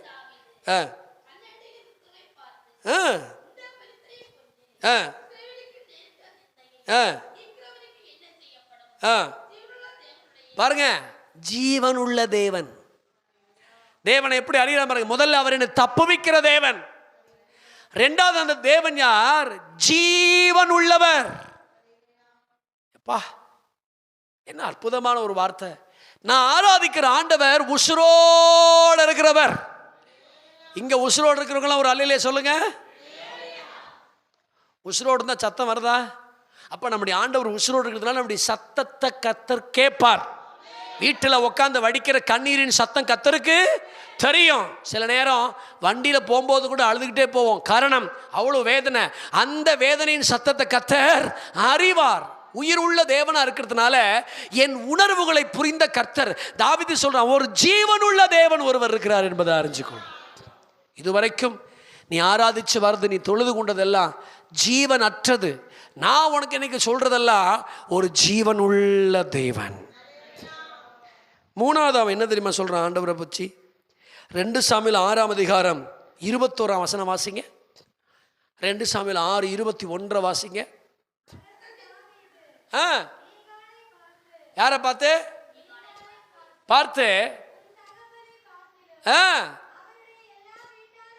பார்க்கலாம்.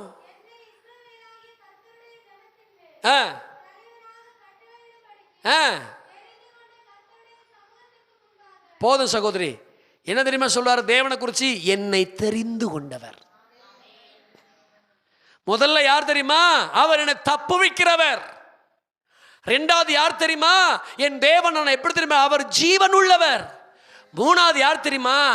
உங்க அப்பாவுக்கு முன்னாடி என்னை அவர் தெரிந்து கொண்டவர். விசுவாசிகளுக்கெல்லாம் ஒன்று சொல்றேன், உங்களை தெரிஞ்சு கொண்டது கர்த்தர். இல்லை சந்தேகம் இருக்கா? எங்களை தெரிஞ்சு கொண்டது கர்த்தர், உங்களை தெரிஞ்சு கொண்டது கர்த்தர். தெரிந்து கொண்டவர்.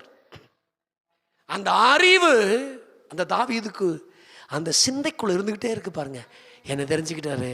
அதனாலதான் அவனுக்கு எவ்வளவு பிரச்சனை வந்தாலும் யாரையும் தேடி போகாம கர்த்தரை தேடி போக காரணம் என்ன தெரியுமா? என்னை தெரிஞ்சு கொண்டவற்றை நான் போய் என் காரியத்தை சொல்றேன். என்னை அழைச்சவர்கிட்ட என் காரியத்தை நான் போய் சொல்றேன். நான் கர்த்தர் என்னை தெரிஞ்சு கொண்டதுனால எந்த ஒரு மனுஷனை கர்த்தர் தெரிஞ்சு கொள்றாரோ அந்த கோல் சாகாது, அந்த கோல் துளிர்க்கும். கர்த்தருக்கு ஸ்தோத்திரம். அப்படித்தானே சொன்னாங்க. முறுமுறுக்கப்பட்ட அந்த கோள்களை எல்லாம் கொண்டு வந்து வைங்கப்பா. நான் எந்த கோலை தெரிஞ்சு கொள்றேனோ, நான் தெரிஞ்சு கொள்ற கோல் துளிர்க்கும். தேவன் உங்களை தெரிஞ்சு கொண்டது உண்மை என்றால் உங்கள் கோல் ஒரு நாள் வற்றி போகாது. உங்க கோள்களை கர்த்தர் துளிர்க்கும்படி செய்வார். ஆமீன் சொல்லுங்க பார்க்கலாம்.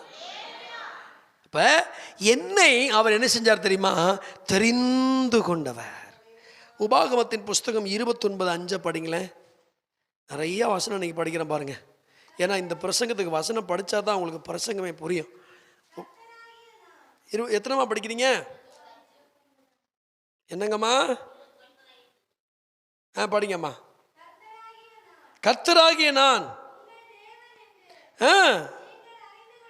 பாருங்க, உங்கள் தேவன் என்று அறிந்து கொள்ளும்படிக்கு உங்கள் மேல் இந்த வஸ்திரம் பழையதாய் போகவும் இல்லை, உங்கள் கால்களில் இந்த பாதரட்சைகள் பழையதாய். இந்த வசனத்தை கொஞ்சம் நல்லா ஷார்ப்பாக கவனிங்க. கர்த்தராகி நான் உங்கள் தேவன் என்று நீங்கள் அறிந்து கொள்ளும்படிக்கு 40 வருஷம் உங்களை நடத்திட்டு வந்தேன். 40 years. ஆண்டவர் எப்படி அப்படின்னு அறிவதற்கு இத்தனை வருஷ காலம் கர்த்தர் நம்மளை நடத்திக்கிட்டே வந்திருக்கிறார். ஆமாவா இல்லையா? எங்கே நடத்தினாரா? வனாந்தரத்தில். வஸ்திரங்கள் பழமையாக போகல, காலில் போட்டிருக்கிற செருப்பு தேஞ்சு போகாதிருக்கிற அளவுக்கு தேவன் யார் என்று என் வாழ்க்கையில் வெளிப்படுகிற அளவுக்கு கர்த்தர் தம்மை அவர் வெளிப்படுத்தி கொண்டே இருக்கிறார். கரங்களை உயர்த்தி ஆமேன்னு சொல்லுங்க பார்க்கலாம். சத்தமாக ஆமேன்னு சொல்லுங்க பார்க்கலாம். ஆகவே தான் சாலமோனுக்கு சொல்றாரு தாவீது, நீ முதல்ல தேவன் யாருன்னு அறிஞ்சிக்கா, ஆண்டவர் யாருன்னு அறிஞ்சிக்கா, நீ உன் பிதாவாகிய தேவன் அறிஞ்சிக்கா. அவர் என்ன, நான் அறிஞ்சது எப்படி தெரியுமா? அவர் என்னை தப்ப வைக்கிறவர். நான் அறிஞ்சது எப்படி தெரியுமா? அவர் ஜீவன் உள்ளவர். நான் அறிஞ்சது எப்படி தெரியுமா? என்னை தெரிந்து கொண்டவர். ஆகவே நீ அறிஞ்சிக்கா, ஆண்டவர் அறிஞ்சிக்கா, தெய்வத்தை அறிஞ்சிக்கா, மன்னிக்கிறவர் அறிஞ்சிக்கா, உனக்காக ஜீவனை தந்தவர் அறிஞ்சிக்கா, உன்னை பரலோகத்தில் கொண்டு போய் சேர்க்கிறவர் அறிஞ்சிக்கா, நரகத்தின் வல்லமைக்கு விடுதலையாக்குகிறவர் அறிஞ்சிக்கா, தரித்திரத்திலிருந்து தூக்கி விடுகிறவர் அறிஞ்சிக்கா, உன் நிலைமையை மாற்றுகிற தேவன் அறிஞ்சிக்கா, காலங்களையும் சமயங்களையும் மாற்றுகிற கர்த்தர் அறிந்து கொள். தேவனை அறிந்து கொள்ளாமல் கர்த்தரை அனுபவிக்க முடியாது. தேவனை ஒரு மனுஷன் நல்லா அறிந்து கொள்ள அவன் இன்னும் கர்த்தர் எந்த அளவுக்கு தன் வாழ்க்கையில் அனுபவிக்க முடியுமோ அந்த அளவுக்கு அவன் தேவனை அனுபவிக்கிறான். ஏன் சிலருடைய ஜெப வாழ்க்கை அதிகமாக வளருதுன்னா அவர்கள் தேவனை தங்களுடைய தனிப்பட்ட வாழ்க்கையில அறிந்து கொண்டார்கள். நிறைய பேர் சர்ச்சைக்கு வர்றதுங்க மண்ணா இருக்குது, ஒரு சுக்குக்கு ஆக மாட்டேங்குது. ஒரு ஆண்டவரை பற்றி ஒரு அறிவும் கிடையாது, ஒரு இளவும் கிடையாது, ஒன்றுமே கிடையாது. ஏதோ வருது, பைபிளை வைக்குது, தூங்குது, எந்திரிச்சு போகுது, செருப்பு போட்டுக்குது, அதுவும் போகும்போது இன்னொருத்தன் செருப்பு வேற போட்டு போயிடுது, அது செருப்பையும் போட்டு போக மாட்டேங்குது. ஏதோ ஒன்று, ஒரு சுக்குக்கு ஆகிறது கிடையாது. ஒவ்வொரு தடவையும் சர்ச்சைக்கு வரும்போது என் பிரச்சனை தீரணும், என் பிரச்சனை தீரணும், என் புருஷன் அடிச்சுட்டேன், என் பிரச்சனை தீரணும், நான் சொத்து வாங்கணும், பூமி வாங்கணும், என் பிரச்சனை தீரணும், என் பிள்ளை கல்யாணம் ஆகணும், குழந்தை பாக்கி வரணும், அது வரணும், இப்படியே தான் வருதே தவிர கொஞ்சமாவது ஆண்டவர் அறியணும்னு சொல்லி சர்ச்சைக்கு வருதான்னு பாருங்க. ஐயோ, எப்போ பார்த்தாலும் சர்ச்சை கவர்மெண்ட் ஆஸ்பத்திரி மாதிரியே இருக்கு. ஜிஹெச் கவர்மெண்ட் ஆஸ்பத்திரி மாதிரியா, அடிச்சுக்கிட்டான், இவன் அடிச்சுக்கிட்டான், அந்த பிள்ளைக்கு குழந்தைல, அந்த பிள்ளைக்கு கல்யாணம் ஆகலை, இந்த பூமி வாங்காமல் இருக்கு, அங்கே கிடக்குது, இது கிடக்குது. என்னைக்காவது நான் ஆண்டவரை அறியணும்னு ஒரு எண்ணம் வருதான்னு பாருங்க ஜனங்களுக்கு. ஒரு ஒரு மண்ணுக்கு ஆகிறது கிடையாது, சுத்த வேஸ்ட். நிறைய ஜனங்கள் வேஸ்ட். நாங்கள் பிரசங்கம் பண்ணுறது சிலருக்கெல்லாம் வேஸ்ட்டுன்னு தான் நினைக்கிறோம். ஏன்னா நாங்கள் பிரசங்கம் பண்ணுறது அவங்களுக்கு அறியலையே. ஆசாரியர்களின் பிள்ளைகளாக இருந்தும் கூட ஏழையின் பிள்ளைகள் தேவனை அறியலை பாருங்க. சபைக்கு வர்றது காலம் முழுசும் உங்கள் பிரச்சனைகளையே சொல்லிகிட்டே இருந்தீங்கன்னா நீங்கள் காலம் முழுசும் ஒரு நோயாளியாகவே வாழ்ந்துருவீங்க. ஒரு குறிப்பிட்ட காலம் தாண்டி போய் அவர் அறிகிற அறிவின் வாசனையில் வளருவதற்கு ஆண்டவர் நமக்கு உதவி செய்யணும். பவுலை போய் கேட்டு பாருங்க, அவரை அறிகிற அறிவின் மேன்மைக்காக எல்லாவற்றின் நஷ்டமும் குப்பையுமா என்றேன் நான். அவரை அறிகிற அறிவின் மேன்மைக்காக இன்னைக்கு ஜெபிக்க வந்தா கூட அவரை நான் அறியணும்னு ஜெபிக்கணும்னா வாங்க, உங்கள் தேவைக்காக ஜெபிக்கணும் என்கிட்ட வராதிங்க, நீங்களே ஜெபிங்க. ஆமாம் சொல்லுங்க பார்க்கலாம். அவரை அறியணுமே, இன்னும் அவரை அறியணுமே. வருஷம் எத்தனை ஆச்சு? எவ்வளோ வருஷம் ஆலயத்துக்கு வந்து தேவனை அறிஞ்சிட்டோம். கர்த்தரை அறிஞ்சிருக்கிறோமா? ஒருத்தர் அறிஞ்சிருக்கிறான் பாருங்க, என்னை தெரிந்து கொண்ட கர்த்தரப்பா. நீங்கள் எல்லாருமே சாகிற டைமில் படுத்துருக்கும்போது பிள்ளைகளை கூப்பிட்டு, இந்த பாரு அங்கே இடம் வாங்கி போட்டிருக்கிறேன், அங்கே இவன் எனக்கு அவ்வளோ பணம் தரணும், இந்த இங்கே இவனுக்கு என் பணம் தரணும், அப்படி தானே சொல்லிட்டு சாவாங்க. இவன் சாகும்போது அப்படிலாம் சொல்லாமல் அதுக்கு முன்னாடி சொல்கிறேன், இங்கே வாப்பா, பூலோகத்தார் எல்லாரும் போகிற வழியில் தான் நான் போகிறேன்ப்பா, ஆனால் அதுக்கு முன்னாடி நான் உனக்கு சொல்லிட்டு போகிறேன்ப்பா, நீ உன் பிதாவாகிய தேவனை அறிஞ்சிக்காப்பா.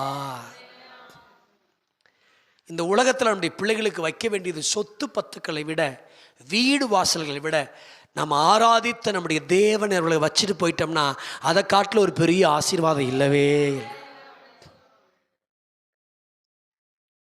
நான் சொல்ற கவனிங்க, நல்லா கவனிங்க. தாவீதை ஜனங்க சேவித்தார்கள். ஆனால் தேவனை அறிஞ்ச சாலமோன் ஜனங்க சேவிக்கலை. 40 வருஷமும் தேசம் அமைதியாகவே இருந்துச்சு.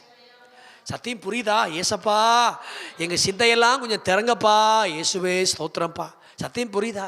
40 வருஷ காலங்கள் தேசம் அமைதியாகவே இருந்துச்சு. இவனை சேவிக்கிற ஒரு ஆசீர்வாதத்தை தேவன் தந்தார். ஆனால் சாலமோனுக்கு சேவிக்கிற ஆசீர்வாதம் இல்லை, தேசத்திலேயே அமைதியின் ஒரு ஆசீர்வாதம். இடையூறும் இல்லை, சத்துருக்களும் இல்லை, கர்த்தர் மட்டுமே அந்த தேசத்தை ஆளுகை செய்தார். அதான் சொல்றாரு, உன் வாழ்க்கையில ஒரு இளைப்பாறுதல் வரணும், உன் வாழ்க்கையில ஒரு பெரிய நிம்மதி வரணும்னா நீ முதல்ல தேவனை அறியணும். எதுக்கு இந்த கூட்டம்? எத்தனை கிலோமீட்டர் தாண்டி தெரியுமா நான் இங்க வந்திருக்கிறேன்? நான் என்ன கேரளா பிரசங்கரா அப்படின்னு வர்றதுக்கு? எவ்வளோ தூரம் தாண்டி வந்திருக்கேன்.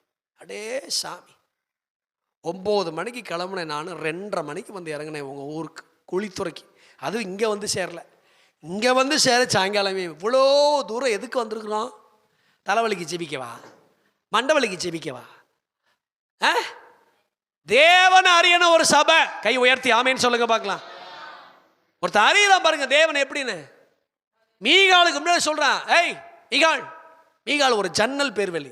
அவள் பார்த்தாலும் ஜன்னல் வழியாக தான் பார்ப்பா, புருஷனை இறக்கி விட்டாலும் ஜன்னல் வழியாக தான் இறக்கி விடுவா. பைபிள் படிச்சிருக்கீங்களா? படிச்சிருக்கீங்களா இல்லையா?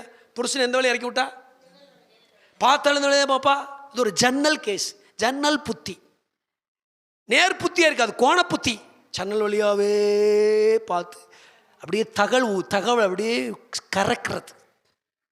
லாஸ்ட்டில் ஒன்றுமில்லாம் போச்சு. அவன் பார்த்து சொல்ல, இங்கே பாரு, உங்கள் அப்பா மாதிரி என்ன ஆண்டு தெரிஞ்சு கொள்ளல, என்ன இஸ்ரவேலின் தலைவனாக தெரிந்து கொண்ட கர்த்தருக்கு முன்பதாக அறிஞ்ச வாழ்க்கையில். நீங்கள் தம்பி வாலிப பிள்ளைகளை, நீங்களாம் எதிர்காலத்தில் நல்ல ஆசீர்வாதமாக வாழணும்னா இந்த வாலிப காலத்தில் உங்கள் தேவனை நீங்கள் அறிய வேண்டும். கர்த்தருக்கு தேவனை அறியாத ஒரு வாழ்க்கை நீங்கள் வாழ்ந்தீங்கன்னா உங்கள் எதிர்காலங்கள் உங்களுக்கு ஒரு பெரிய ஆசீர்வாதமாக இருக்காது.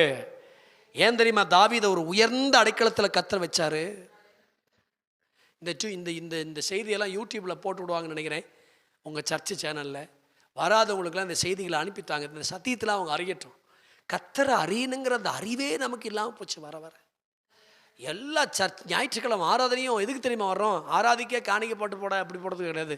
நான் ஆராதிக்க வருவது இன்னும் கொஞ்சம் அவரை அறிஞ்சிக்கலாமா, கூட்டத்துக்கு வர்றது இன்னும் கொஞ்சம் அறிஞ்சிக்கலாமா, இன்னும் கொஞ்சம் தேவனை அந்த தேவனை நாங்கள் சொல்கிற பாருங்க, தேவனை அறிய நான் சொல்கிறது நல்லா கவனிங்க. தேவனை அறிய என்னுடைய தேவைகள் நிச்சயம் சந்திக்கப்பட்டுக்கிட்டே இருக்கும். ஆமாம் ஆமாம் ஆமாம், இதுதான் சத்தியம். ஐயா, தேவனை நீங்க அறிய ஐயா, இந்த தெய்வத்துக்கு ஒரு பெரிய வல்லம் இருக்குது ஐயா. அவரை அறிகிற எவர்களும் தரித்திரர்களா இருக்கிறது கிடையாது. அவரை அறிகிற எவரும் வீணாய் போனவர்களை மாறிவிட மாட்டார்கள். அவரை அறிகிற எவர்களும் அவர்களைப் போலவே மாறுவார்கள். அப்ப தேவனை அவன் அறிந்தவன். சத்தமா அல்லையிலே சொல்லுங்க பார்க்கலாம். எத்தனை குறிப்பு சொல்லியிருக்கேன்? என்ன இவ்வளோ அமைதியாக இருக்கீங்க? 3. 1 தாவீதின் வாஞ்சை. 2 தேவனுடைய ஆலயத்தின் மீது ஒரு பெரிய பிடிப்பு. 3வது தான் ஆராதிக்கிற தேவன் யாருன்னு அறிஞ்சவன். 4வது ஒரு காரியத்தை மட்டும் சொல்லி நம்ம எல்லாரும் ஜெபிக்க போகிறோம். 4வது மனிதனை கவர்ந்து கொள்ளாமல் தேவனை கவர்ந்து கொண்டவன். நான் சொல்றது அப்படியே சொல்லுங்க. மனிதனை தேவனை, இன்னொரு முறை சொல்லுங்க. மனிதனை தேவனை.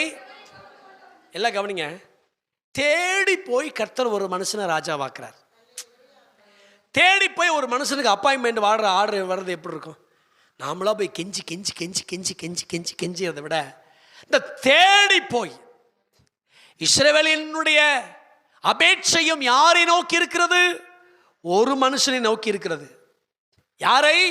தாவீதை. சாமுவேல் சொல்றார் சவுல்ட்ட, எப்ப உன்னை தள்ளிட்டாரு, ரொம்ப நாளாச்சு உன்னை தள்ளி. இப்ப கர்த்தர் தம்முடைய பார்வைக்கு ஒரு ராஜாவை கர்த்தர் டிசைன் பண்ணி வச்சிருக்கிறாரு. அவருடைய கண்கள் அந்த ராஜாவை தேடுகிறது. எப்ப தேடுது? வனாந்தரத்தில் ஆண்டவருடைய சமூகத்தில் ஒருத்தன் ஆடி பாடி கர்த்தரை ஆராதிக்கிறான். ஆராதனையில தேவனை தன் பக்கமா இழுத்த ஒரு தாவீது. கவனிங்க கவனிங்க, மனுஷன் அவன் கவர்ந்து கொள்ளவே இல்லை, தேவனை கவர்ந்து கொள்றானே வனாந்தரத்துல. அப்சலோம் பாருங்க, மனுஷனை கவர்ந்து கொண்டான். யாராவது ஒரு காரியத்தை சொல்ல போன அவனை நிறுத்தி என்கிட்ட சொல்லுங்கன்னு சொல்லுவான். மனுஷனை கவர்ந்து கொண்டான். ஆனா தாவீது பாருங்க, மனுஷன் அல்ல, தேவனை கவர்ந்து கொண்டான். ஆமேன் சொல்லுங்க பார்க்கலாம். ஒரு அல்லையிலே சொல்லுங்க பார்க்கலாம். நான் செய்தியை முடிக்க போறேன், 5 நிமிஷத்துல முடிச்சிருவேன். ஜெபம் பண்ண போறோம். வாழ்க்கையில ஆண்டவரை கவர்ந்து கொள்ளுங்க. சொல்லுங்க, ஆண்டவரை. தேவனை கவர்ந்த ஒரு பாவியான ஸ்திரீ பைபிளை படிக்கிறோமா? தான் முடியெல்லாம் கலட்டி கண்ணீரை ஊத்தி அந்த முடியினாலேயே பாதத்தை துடைக்கிறார். என்ன அர்த்தம் தெரியுமா? இந்த முடியை காமிச்சுதான் ஆண்டவரே பாவம் செஞ்சேன், இந்த முடி இனி பாவத்துக்கு அல்ல, உம்முடைய பாதத்துக்கு. இல்லையா சொல்லுங்க பார்க்கலாம். பாவத்துக்கு இல்லை ஆண்டவரே, அது உம்முடைய பாதத்துக்கு. தாழ்மை ஆண்டவரை கவர்ந்து கொள்றார். விலையேறப்பட்ட தைலம் கர்த்தருக்கு தர்றா. கண்ணீர் உடைக்கப்படுறா. ஆமென் சொல்லுங்க பார்க்கலாம். முத்தம் கொடுத்தால், அன்பை வெளிப்படுத்தினாள். இப்படியெல்லாம் தேவனை அவள் கவர்ந்து கொண்டாள். கரங்களை உயர்த்தி ஆமென் சொல்லுங்க. லூக்கா 7ஆம் அதிகாரத்தில் இந்த பாவியான ஸ்திரியை படிக்கிறோம் இல்லையா? 7ஆம் அதிகாரத்தில் படிக்கிறோம். அங்கே பாருங்க என்னெல்லாம் இருக்கு பாருங்க. கண்ணீர் இருக்கா, முத்தம் இருக்கா, எண்ணெய் இருக்கா, தலைமயிர் இருக்கா, 4 இருக்கா.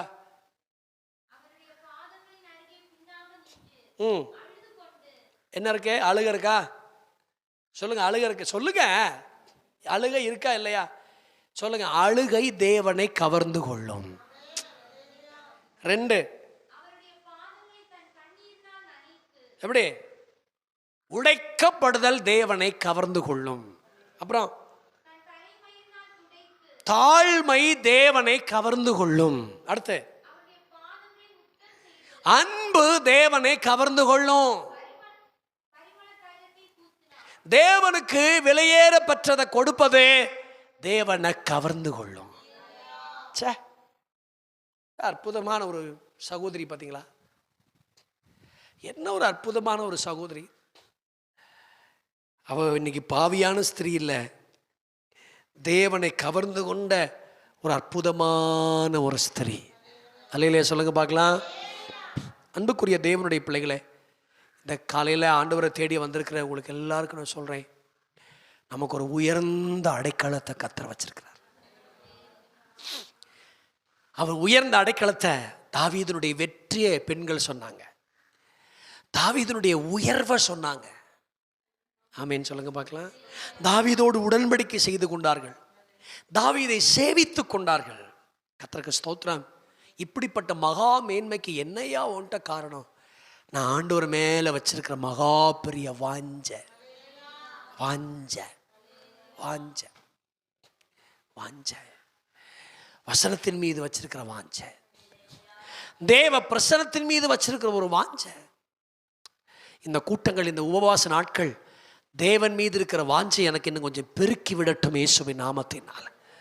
அப்பா, வேற ஏதாவது எனக்கு வாஞ்சையா இருக்குன்னா, உண்மை தவிர வேற ஏதாவது எனக்கு முக்கியமா இருக்குன்னா அதை திருத்திடுங்க ஆண்டவரே. அது என்னையும் தாண்டி போகிற அந்த காரியங்க வேண்டாம் ஆண்டவரே. உண்மையே நான் வாஞ்சிக்கும் என் இதயமா, என் இதயத்தை கொஞ்சம் மாத்திருங்கப்பா. அவன் ஆலயத்தின் மீது எவ்வளவு பெரிய பிடிப்பு பார்த்தீங்களா? உங்களுக்கு ஆலயத்தின் மீது சொல்லாமலே, யாரும் சொல்லாமலேயே, உங்களுக்கு யாரும் சொல்லாமலேயே ஒரு பிடிப்பு. அது எப்படிப்பட்ட பிடிப்பு? பச்சையான ஒளிவ மரத்தை போல நான் இருக்கிறேன் இல்லையா? அழியாத நேர்த்தியான